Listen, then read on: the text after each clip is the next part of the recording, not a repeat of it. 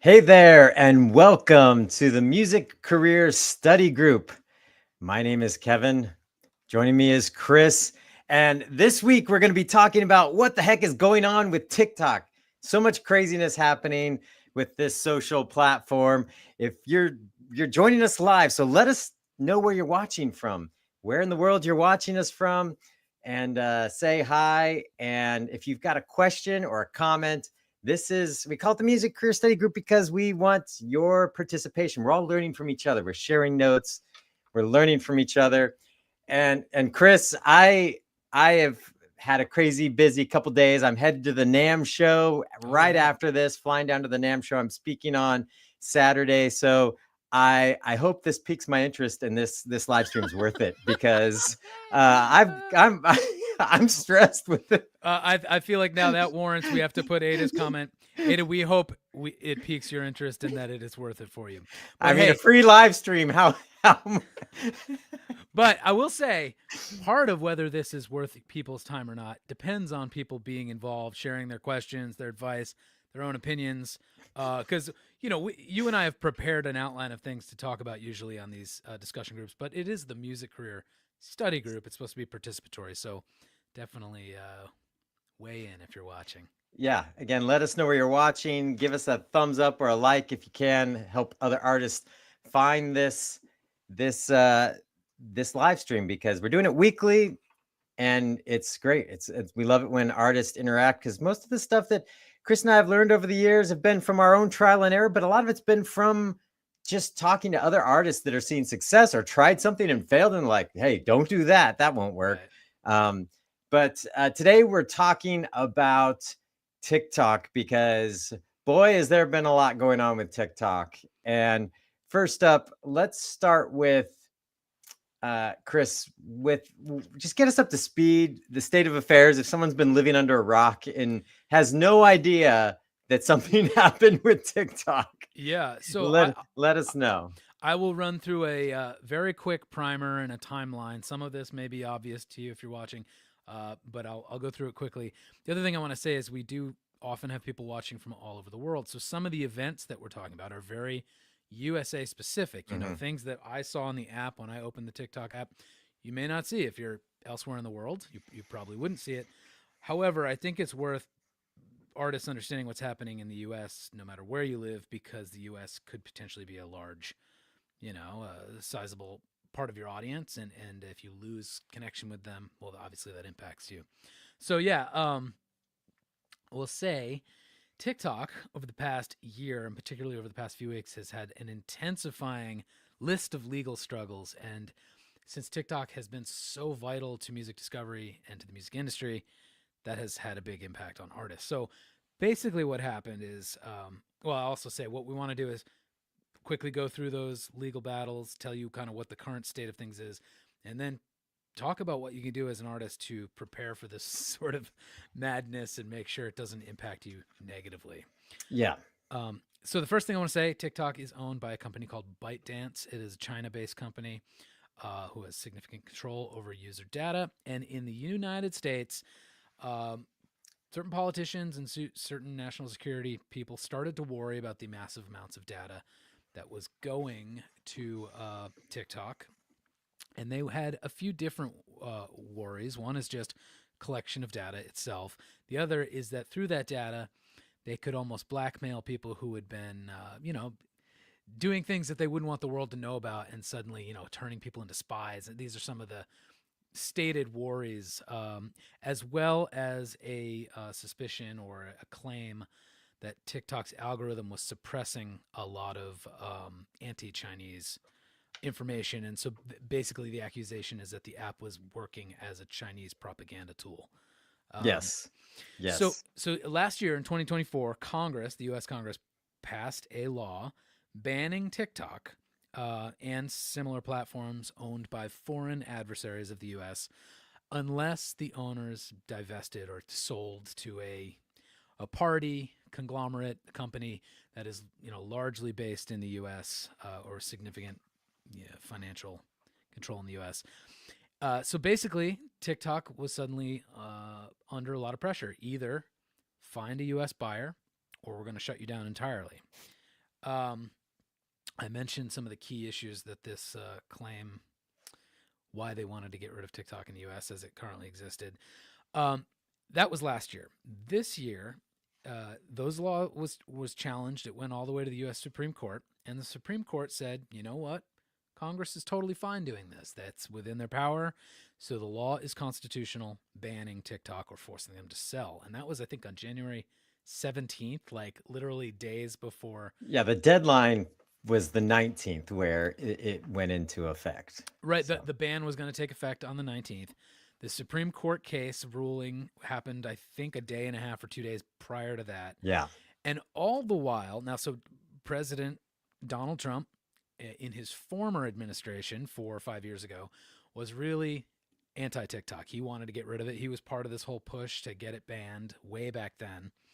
Now, this time around, he's changed his tune a bit, and he's kind of a fan of TikTok.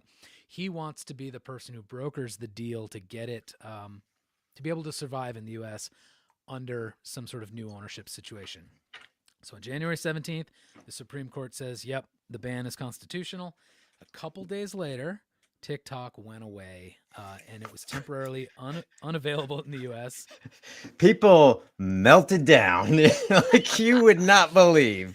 Yep. But in all fairness, there are a lot of, despite all the shade people throw at TikTok, there, as far as it just being a lot of craziness on the platform, there are a lot of legitimate businesses and artists and musicians that rely on this as a main communication platform and have built a significant following there. And I think one of the things that separated TikTok from previous social networks is that in its early days, the algorithm really got your content in front of people that didn't follow you. So it was easier, or it felt easier, to build a following. Yeah. I don't know if you already showed this, but yes, I did. Hello. Morocco. I can't wait to go to Morocco someday. The Punk Rebel is, are you suspicious of us or of TikTok? You're watching the Music Career Study Group. We've had more people jump in. Let us know where you're watching from. We're talking about the TikTok story and what artists should know and what the heck's going on. Chris is almost done with his legal wrap up, and then we're going to dive into what artists should be doing, not only with TikTok, but all social platforms in general, because this probably isn't the first or last time it'll happen. Yeah. But hi to Malia, and also Malia's class, music marketing class, may be tuning in. If so, hello. Excellent. Welcome. Welcome. Yeah. So, okay. So on the, what was it? The 19th, I believe.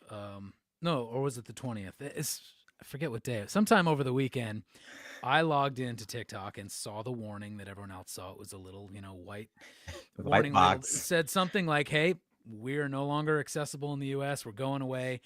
But it did mention we are working with President Trump to try to find some sort of solution for this. So even in the we're going away, you can't access this, it mentioned him as a possible, arbiter of some sort of solution. Then the world went crazy. Lots of people online were posting, crying, complaining, and they were heard because hours later, another warning showed up that said, hey, we're back. Just kidding. Thanks to President Trump, it actually gave him credit. We have got, they didn't go into all these details, but essentially we've got an extension on this issue, and we have 75 days to figure this out. So we're back for the time being, and people could use TikTok again. However, let me see where I am in my timeline here. However, the app stores, like Apple's App Store, Google's App Store, they removed TikTok as an app from being able to be downloaded for new users. And as far as yesterday, that was still true. I don't know if anything's changed in the last day. Do you know, Kevin? Maybe someone could. I haven't heard anything since we ran over our notes for this. So yeah, as far as I know, it's still not available to download for new users in the US. But if you have the app, you can continue to use it. Who doesn't have it already? I mean, at this point, if you don't have it, you probably just don't want it. Hey, we've got some people weighing in, so we gotta give some shout outs. Again, you're watching the Music Career Study Group. If you have questions, or if you're a big TikTok user and have perspective on this discussion, please weigh in. Angel the Spellcaster. Hello, Angel. Wow. Oh, Wow. Hello. How's it going? Taking attendance here, checking in. The Art of the Deal. Yeah, this will be in the new 2025 revised edition of that book. Yeah. So, Chris, from my understanding, there was about a 3-month period. I think it was less than 3 months. I think it was 72 days or something left where they could come to a deal. And TikTok was staunchly saying, we will not sell, which led some to believe that, hey, if you're willing to just let this platform that's worth a lot of money just die in the US, maybe you were up to no good. Yeah, because think who loves sitting on $1 billion of cash and then just going in the backyard, shoving it all in a trash can and lighting it on fire? Because if you don't sell and you're forced to be banned, it's essentially you're just throwing billions of dollars away. Why would they do that? Yeah. So anyway, I saw a funny comment by President Trump yesterday where he said, why we're concerned about China looking at these silly videos that kids are making when they're making our computers and half of everything that we own. And I'm like, that we should be concerned about that. Which is a good point, that it's like China has their fingers in a lot of things that we consume, and TikTok might be the least of their opportunities if they were so inclined. But anyway, the TikTok folks have signaled that they are open to a deal, but we're still in this sort of purgatory holding pattern time for artists because we don't know what will happen. They might say no. That might just be them buying time and trying to figure something out. In the meantime, we've seen a lot of artists jump to various other platforms. We've seen platforms try to adopt more TikTok-like features. But ultimately, we want to talk about what artists should be doing with social platforms. Because, Chris, if there's one thing I know that you and I have been consistent on over the years, is that we've said on all these platforms, you're building someone else's audience. You're renting your fans. You don't own them, and you should actively be, no matter what the state of the social network is, you should be actively working to move fans off of these into a direct relationship that you own, especially those diehard fans. Yeah, well, so I don't deny that for anyone who has a large audience on TikTok and who is able to engage audiences and get them to, share their music or watch their videos or come to shows even, that this is a painful kind of lesson to learn. But the lesson you're saying is very correct, is you don't own the audience if you're talking to them through a platform besides email or text message. So we've got a bunch of suggestions we can get to later, but before we conclude the sort of timeline, it's looking like that limbo phase that you mentioned is a 75-day sort of stay of the ban, and that what they're looking for, what Trump is hoping to find, is at least 50% U.S.-controlled ownership. And who knows what will happen before then. But should we talk about what artists should do? Yeah. A reminder, you're watching the Music Career Study Group. If you've just joined us, let us know where you're watching from. We've got people from all over the world watching. And if you've had a strategy to move your fans off of social networks into owning their email address or phone number for SMS texting, let us know. Weigh in on the comments. We're going to get into that in a bit.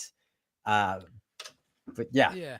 Well, one thing I wanted to say, we've been taking it as a kind of a given over the past, I think, 4 or 5 years, that TikTok music discovery is a powerful thing, and it is. It is massive. TikTok is driven by music in a lot of ways. But I feel like there's the but ... that we usually let go unsaid. A lot of that engagement and discovery is very passive and very transitory.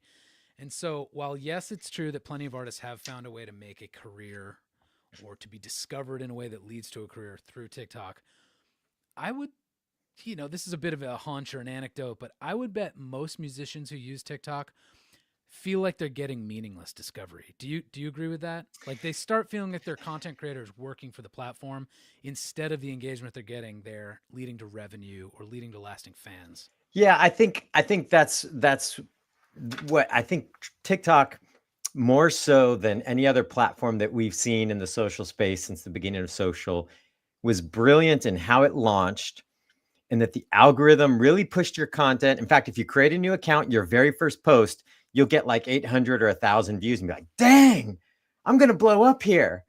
But then it's like that first hit is free. yeah, and then you're hooked. It's like it's like a drug dealer giving you your first hit of crack is free. After that, it comes at a high price. Christopher's in New Mexico. I love New Mexico. I haven't been there in ages. I used to go there all the time as a kid, and I love it. And Wilmington, is that near Wrightsville Beach? If so, I've been there probably 3 or 4 times. But anyway, the so it was a masterful platform to pushing content, and so you felt like you were gaining reach. You got followers. It has good recommendations engines, and actually, from TikTok's perspective, that's why they say they don't want to sell, because they have dialed this algorithm and the way the platform works in so well that it's such a strategic advantage for them that they don't want anyone else to have it. And I can absolutely say that could be true, because when I compare it to other platforms, they're just not as good. In fact, as far as pushing content. But your point about artists, initially, I felt like artists were reaching more, but then, just like every platform, the restrictions and the constraints start coming in, and the platform changes because now they got to make money, and now it's just about making sure people don't leave. And then you feel like you're working twice as hard, 3 times as hard, maybe 4 or 5, 10 times as hard, just to get the same amount of reach that you used to get. And you realize, man, what happened? This used to feel easy and seamless and light, and now it feels like a giant burden, and my music is not going as far. I feel like we've seen less giant TikTok stories in the last 6 months compared to what we did in 2022, 2023. Yeah. It's still happening, but not the same degree it was. Yeah, so we didn't plan to talk about this, but it leads me to a thought that if you are chasing discovery on a platform, it pays to be 2 things. It pays to be early. Absolutely. So that you can take advantage of all that free engagement that the platform wants you to get hooked on. But it also sort of pays to be, I would say, young and in the, into what's the most hip and stuff, because this, Be Real and, 9-10 years ago it was Snapchat. There's always an app that is appealing to like the youngest people. I freaking hate Be Real. I hate Be Real. Yeah, well, now there's Lemonade and what's the other one? Red Note and all these things. And so generally, if you're young and that's where your very online active cohort is, sure, go there, learn the culture of that app, use that advantage to get your music out there. If you're not in either of those categories, I think there's a risk to kind of fully embracing these things, because you're probably at that point on the curve where like the reach is going to be throttled. The platform is struggling with how to mature and become monetized. Whereas, thankfully, there happen to be these incumbent platforms that have long since figured out how to be wildly successful. And they are Instagram through Reels, YouTube through Shorts, and like even Facebook. Just right there, there's platforms we already use that have most of the features and a lot of the cultural aspects of TikTok. So that was my first thought of like, if it goes away, short-term pain, but ultimately I think those other platforms are already set up to kind of, facilitate your music career, your sales, your reach, your monetization, all that stuff. Exactly. So what do we go from here? Yes, I am giving a talk on Saturday at the NAMM show. If anyone is in LA for the NAMM show, which is, if you're not familiar with the NAMM show, it's where all the music retailers gather. It's like 100,000 people. It's like they all show the new guitars, the new recording software and gear. And as you can see, I have a few of my own, and so I'm very excited to be there. But I'm speaking on Saturday. So if you're around, I'd love for you to check it out at 11 a.m. on Saturday. Here's a question, and then we could get to our outline about what artists should do.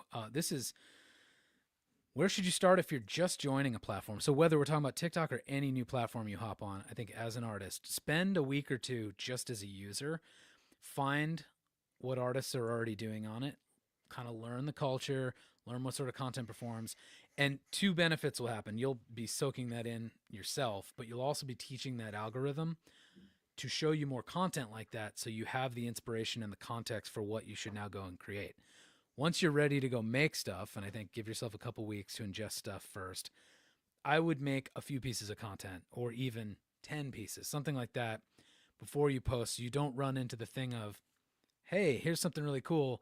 Now I'm going to go disappear for 5 weeks or whatever. So I would batch some content first and then plan to, dole it out over the next few weeks.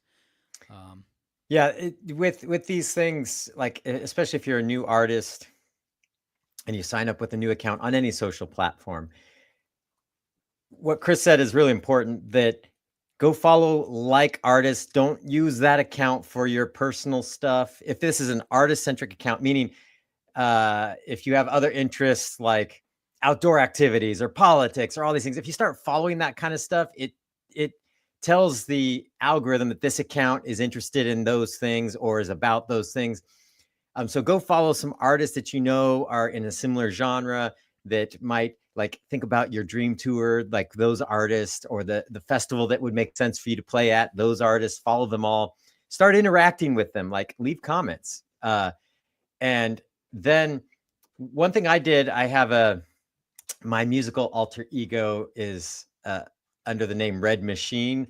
What I did is I had already like 5 releases out for that, under that artist name, before I thought, okay, I'm going to really actually build this into a thing and go for it. And so what I did on Instagram is I just did one of those 9-panel things, where you break up your album art in a 9-panel. Those aren't good engagement pieces anymore, but what I wanted is for when people follow me, that it didn't go and see an empty feed. So I did that for like the 4 or 5 releases I already had. So when people went there, they would see, oh, there's not 0 posts, because that feels like a spam account. Yeah. And it was an easy way to fill it with content while I was still trying to figure out what I'm going to do. I'm still trying to figure out what I'm going to do with that on the social space. But that's something that is easy to do. Or just take some video. Like I was using a service yesterday called Rotor Videos to create some Spotify Canvas videos and just other content for that. I've got a new track dropping next week. And you can do that to make real easy videos. Just put your song in there. And so there's something there that when people go and they follow you, they know you're real and legit and not just another spam account. Yeah, good advice. I perform electronic music, says Christopher, as the Electric Shaman. It looks like from the outside, the short form video is king on TikTok. Oh, yeah. Definitely. Although they did start letting you post much longer videos and Instagram Reels as of a few days ago, I think to kind of scoop up a lot of attention as people were thinking they were banned from TikTok. They let you do 3-minute Reels now. Used to be, I think, 90 seconds or something like that. Yeah. And you're going to see that a lot, like Instagram. I think they announced that as a counter move to try and attract TikTok people. Instagram, owned by Meta, which owns Facebook and WhatsApp. Very stable company. It's not going anywhere. And so they're trying to track TikTok users under the idea, hey, we're not going anywhere. And they teased a big video editing app that they're launching next month. And I know the only reason they teased it is because it was right when the whole TikTok thing was going down. So all these social networks are trying to add features and say, hey, we're just like TikTok. So I think one thing I'll say before we dive into what artists should do is that a lot of these platforms are going to constantly be changing, especially right now, for better or worse. I noticed that the Instagram feed last week, right after the TikTok announcement, or where it actually went down, but then came back up. Oh, that wasn't last week. That was over the weekend. I know. Weeks. It feels like I've had a month. But I noticed that suddenly my feed was totally different. I wasn't seeing anybody I follow. It was almost all suggested posts and ads. And I'm like, yep, they're tweaking the algorithm. And in fact, Chris and I were talking about somebody that I'm like, I haven't seen anything from this person in forever. They must have stopped. Nope, I'm just not seeing it. So they're all trying to like dial in that that TikTok special feeling. And I've heard apps like Blue Sky were adding TikTok like features and so forth.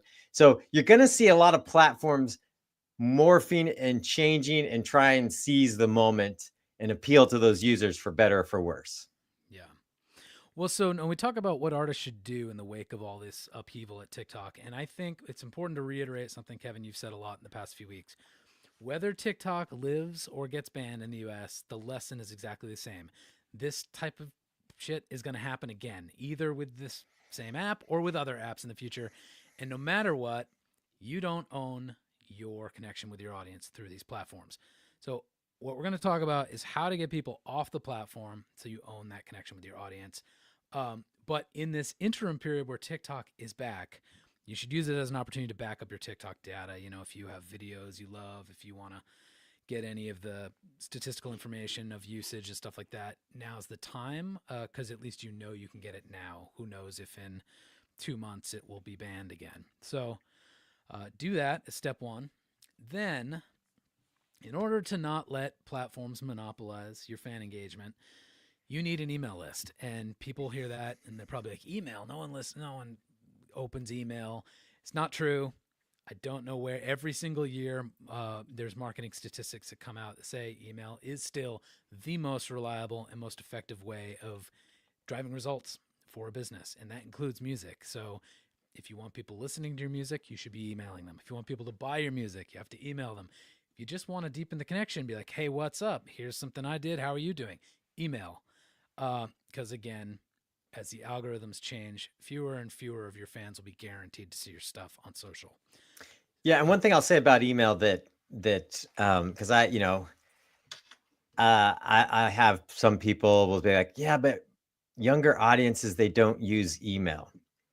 Perhaps they don't check it as incessantly as other demographics, but email has basically almost become like a driver's license or a social security number. It's like you need it for everything, to create accounts. You need it to verify things.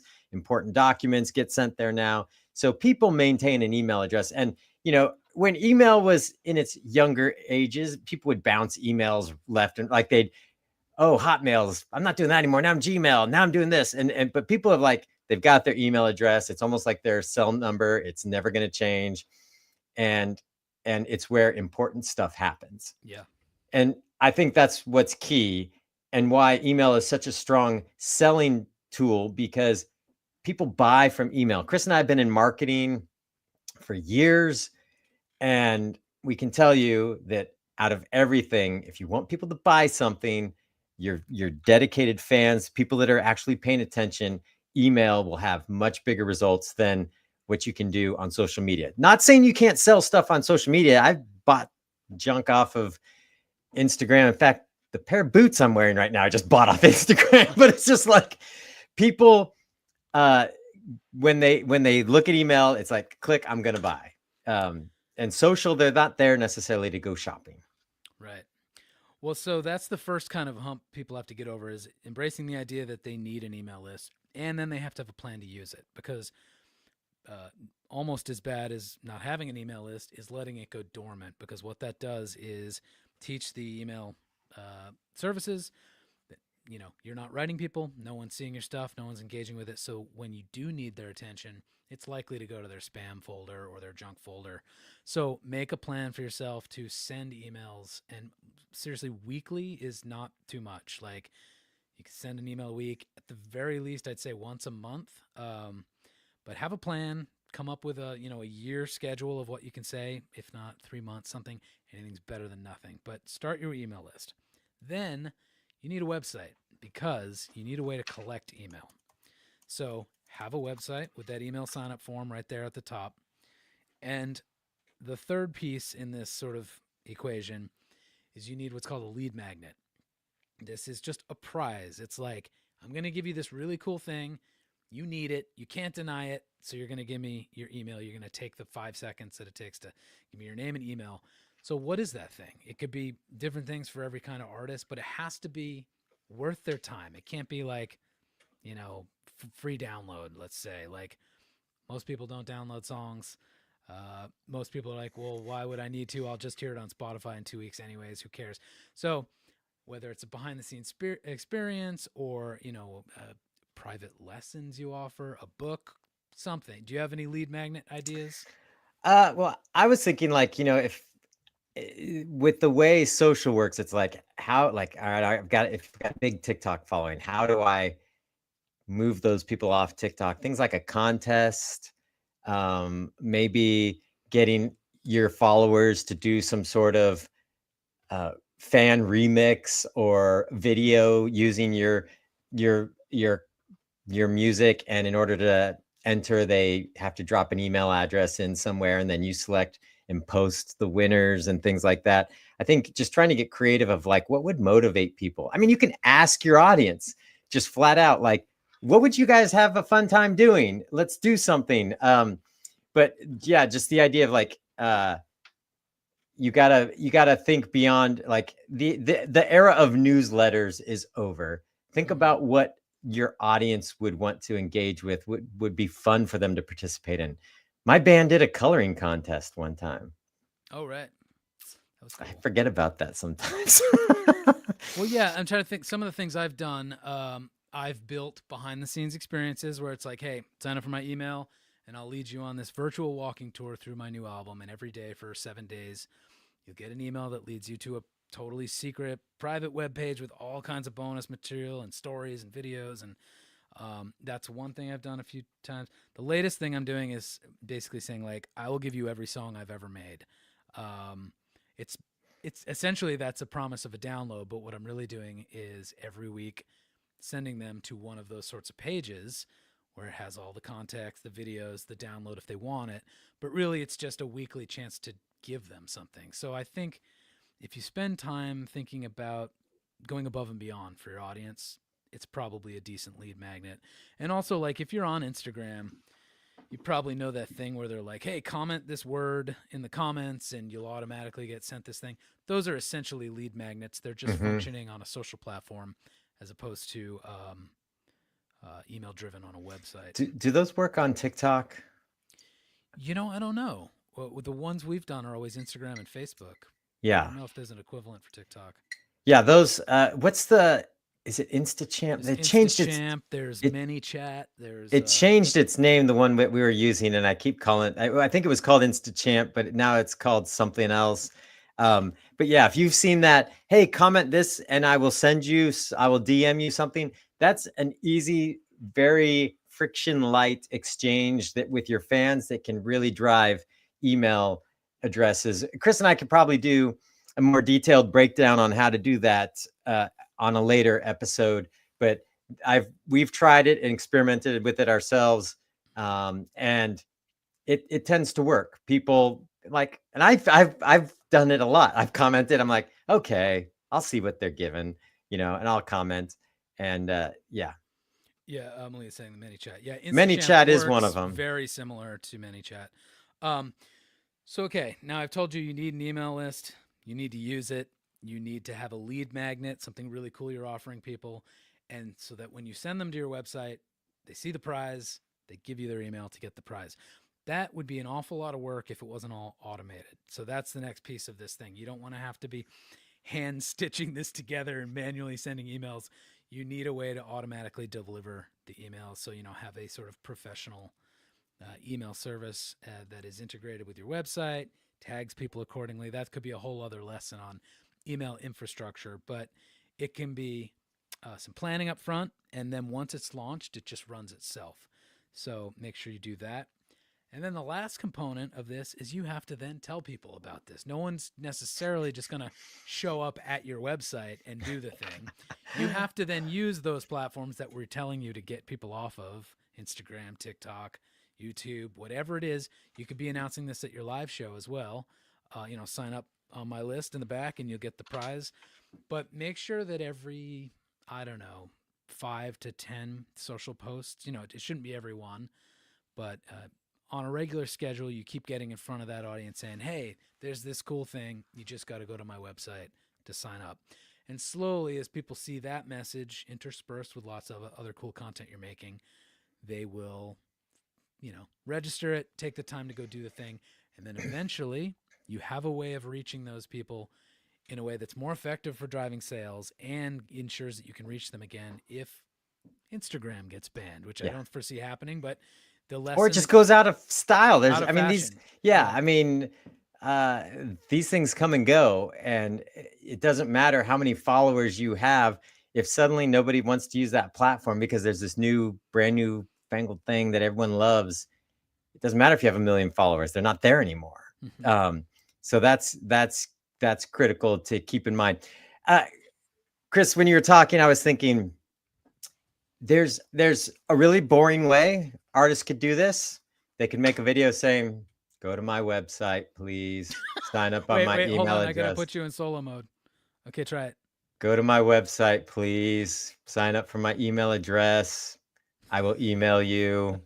That's not going to work. All right.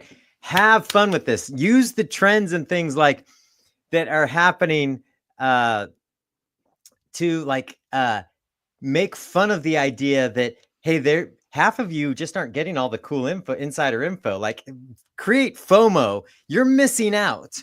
The Mhm. idea that you're not getting the whole story. I could see somebody doing like some sort of crazy video, and everyone's reaction is like, but you only get to see what truly happened if you go to the website and see the completion of the Uh-huh. video.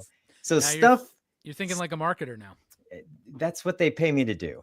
Um, so those things, it's like, make it fun. Like, you're missing out. The party's over here, like the after party. I have uh, turned my garage into a legit dance party. It's a whole thing, a dance club. It's a whole thing. But after we have dance parties out there, my daughters, it's like some of the people, some of their friends will spend the night, and there's sort of this after party that only some people get The access to. select The few. select few. You've got to create that idea of like, ooh, I want to be a VIP. That scarcity that only some people get access to this, and I don't want to miss out. That's the key to getting people off social media.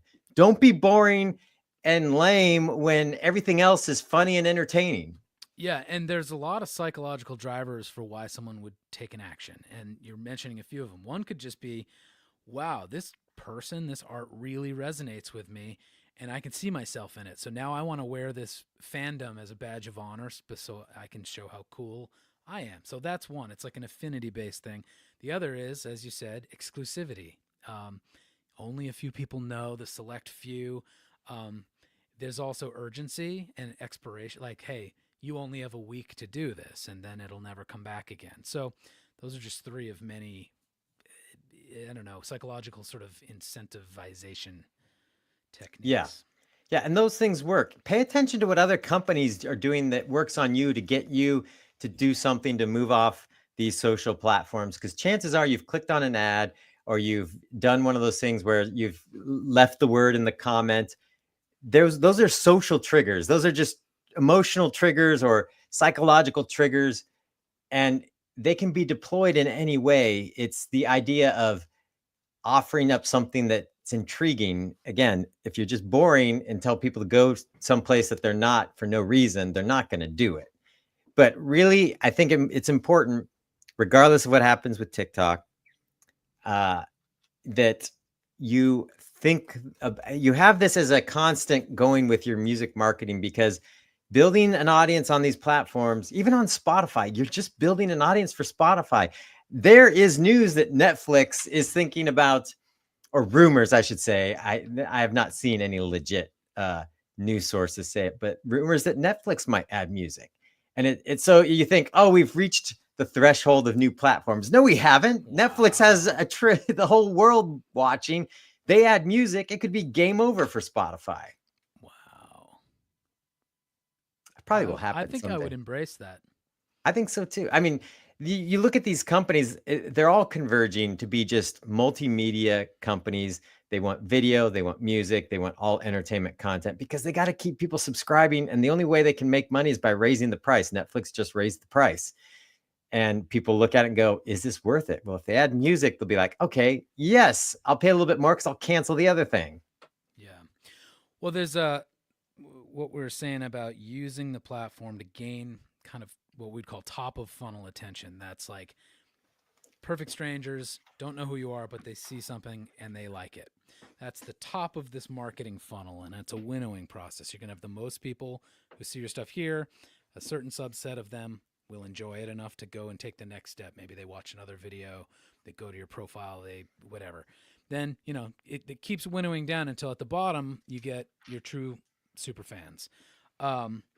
What we have noticed in the past year or so is a shift away from kind of putting everything on social. It used to be all the videos, all the education, for what Kevin and I do, artist education. It'd be, you'd see these marketing gurus just with an endless stream of tips and advice and hacks and this and that. And now you notice they're backing away from that and saying, like, here's some cool stuff, but if you want more, go to my website or join my email list, my newsletter, sign up for Mentor, whatever it is. There's something off the platform that is the deeper engagement for the middle or the bottom of the funnel people.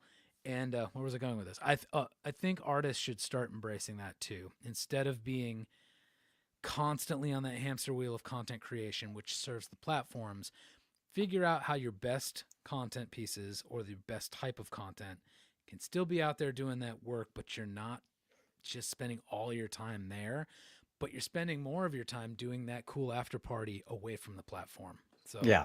that's what I would be saying. Yeah. Yeah. Do we have any questions or comments from those of you watching? Malia, oh, I hit the wrong one. It's moved right when I tried to click. I was saying Malia released a new track today. Congratulations, Malia. Nice. Super exciting. It's always exciting when you release new music. Everyone should go check it out on Spotify or whatever platform you so choose. Let's see. We've got Larry asking, why won't you help artists who have a hit song, have no money to subscribe? Just curious. Larry, you'd have to define what you mean by hit song, because typically that means a song has already had proven itself in the marketplace. And yeah. Christopher, no more mystery anymore. When I was a kid, I had no idea who Led Zeppelin was. Well, so I think the pendulum is swinging back to a point where I don't think you can be totally mysterious like Pink Floyd or Led Zeppelin, but I don't think you have to be as hyper online and 100% available and transparent as I think we were conditioned to think over the past 10 years. And again, the after party, the mystery, the follow me off platform for the more in-depth thing is kind of one way of being less available on social. Yeah. In fact, over this past year, I've become a huge fan of the band 21 Pilots.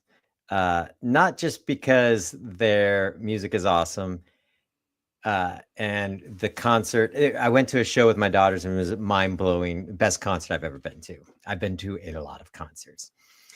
And what really attracted me to them is that they have this whole mythology that they've built, and it has a thread through the music, but you don't have to know what it is to be a fan. But it drives this mystery with the fan base that they just go freaking crazy. In fact, they played it, and they're not posting online all the time. They're not, but this mythology drops enough that when it does, they just lose it. In fact, it's so much a part of the band experience that a couple days ago at their show in, I think it was Colombia, one of their digital screens glitched out for a few seconds or a few minutes. And everyone thought this was part of the mythology. Like something was being revealed. Like they've actually just randomly sent letters to like 500 fans and relied on those fans. These letters told more of the mythology. Like it was these characters that have been built up. And these fans just went nuts online, posting it like crazy. And to me, there's so many case studies I could make about how they are bucking the trend of just being hyper online, but driving insane engagement and mystery and intrigue that makes it so much fun to be a fan of the band. Again, you can just be a fan that likes their songs and don't know any of this is going on. But if you go to one of their shows and you are one of those fans that doesn't know what's going on, you're going to realize everybody else seems to know something around here that I don't. And they're all tied into this storyline, and it creates that community and vibe that people just love. Well, and those examples are sort of the best of both worlds because they do something very tactile and in the real world and scarce. You said they only sent letters to 500 fans. It might have even Those, been less. It was, but yeah. yeah, but the result is hyper online and sort Yes. of media story saturation because what they did was so cool and so impactful for that subset of people who then shared it. And then all the other diehard fans are sharing it, talking about it. And I remember, I don't know, a couple years ago, I think Jack White, like over, what did he do? It was like, hey, I've got a new album. No one knows about it. I'm giving it away at my stores or something like that. And so people went to his Third Man stores and they went home with a free record and it was only available on vinyl.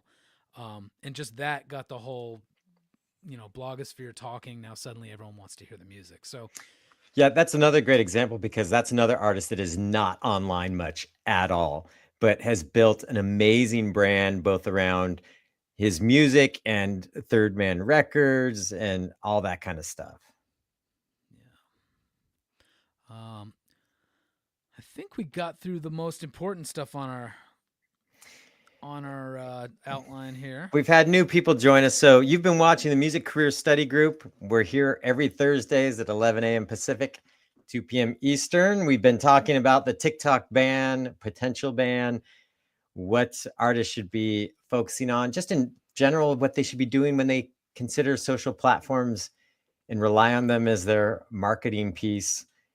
And yeah, if there's any last couple questions, we'll take it. If not, we can sign off. Do we want? Speaking of after parties, Yeah, we've been testing going live on Instagram as well. It's a different animal and altogether, and it's quite a party over there. This is kind of the conservative crowd that people have opinions and things to say on Instagram when we go live.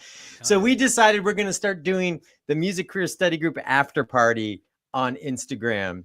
So that'll we'll happen. put our smoking jackets on. That's right. That's right. We'll dim the Recline. lights. Yeah. Here's a question: is there training on how to use Reverb Nation?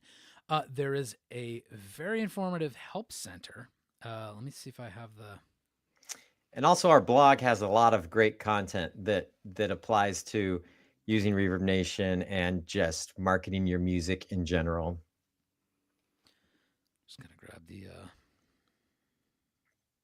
the link for our. And, if you're interested in what Chris and I are doing musically, Chris is Chris Robley. You can find him on all the platforms. He's got a new album coming out soon. Chris, you don't have a release date set yet, do you? No, I'm still working on the last batch of overdubs. I've got a new... it'll be done in 10 years. I've got a new song dropping next week under my Red Machine music brand. And the career band that I've been in and still am in, we're working on new records called Small Town Poets. And you can check that out. Chris just dropped a link to the Reverb Nation Help Center. Malia's saying Third Man Records is truly a masterclass in branding. Funny you say that. I have actually done an entire presentation. I know I did it at Berklee College of Music. I may have done it elsewhere. On all the branding lessons you can learn from just walking into Third Man Records in Nashville. Everything from color palettes and fonts to visual design stuff. The way that visual attention, and even bodily motion is directed towards a centerpiece where you're supposed to pay money to do this really cool thing. Everything about it is genius. Yeah, there's definitely a mix of like the tactile with digital. And I think, speaking of the tactile, I think that's something that younger generations have not experienced. I have 2 teenage daughters, and their whole music experience when they started listening to music and loving music was all digital. And they're really interested in vinyl and things where they can hold the music and look at it, and things that was just naturally how we experienced it. And then we went digital. Mm-hmm. So I think having that in mind and how you can bring that experience into the real world, that's why I loved what 21 Pilots did, where they they created these physical objects that were out in the world that become collector's items that only a few people have, and everyone wants to seek them out. It just drives fan community, and it makes the fans perpetuate the marketing so you don't have to. And it had been a long time since those, like I remember as a kid learning about the Paul is Dead mystery that the Beatles kind of perpetuated in their music. And Pink Floyd, there had all these, little enigmas you could unravel if you stared at the album art long enough or whatever. And it felt like that went away for a long time. So it's cool that 21 Pilots is kind of mastering that again. Yeah. It's pretty wild when you follow it online, just how insane people can get. But man, when you show up at a show, you can see how many people are bought in. Tom Jackson, who we've had, we know very well. He's a live performance coach. In our former jobs, we've had him on a podcast and at a conference. He'll always say, artists, you can tell when the fans are married to the fans are married to the artist. Like there's this relationship where you don't have to work as hard because the fans are just bought in like crazy, and that's what they have. And it's things like that, good storytelling, adding some intrigue and mystery that I think we're missing, especially right now, because everything is so available online that we just know too much, and it kills the imagination. Yeah. What's up, Siberiak? Kevin and I are both outside Portlandians. Just outside Portland. Just outside. All right. Well, you have been watching the Music Career Study Group. Again, we're here every week. If you like this, give it a thumbs up. Next week, we're trying to get a schedule going so you can bookmark them and get them on your calendar so you don't miss them. Next week, Chris, I believe we're talking about redefining successful music marketing. It's going to be fun. We're taking some of the content from my NAMM presentation. So if you're going to be in Anaheim for the NAMM show, I'm speaking on Saturday at 11 a.m. Would love for you to be there. But if you can't make it, you'll get the good stuff the following Thursday next week. And Malia, I'm remembering now, I turned that presentation into a blog post on a different distributor's blog. So I'll send that to you on Instagram or something. All right. Well, that's going to do it. We appreciate you being here, and we look forward to seeing you next week. Same time, same place. Oh, Chris has something to say. Or in a few minutes on Instagram. Oh, yes. Join us in the after party. It's wild. I'm telling you, it's wild. All right. All right. See you soon. See ya.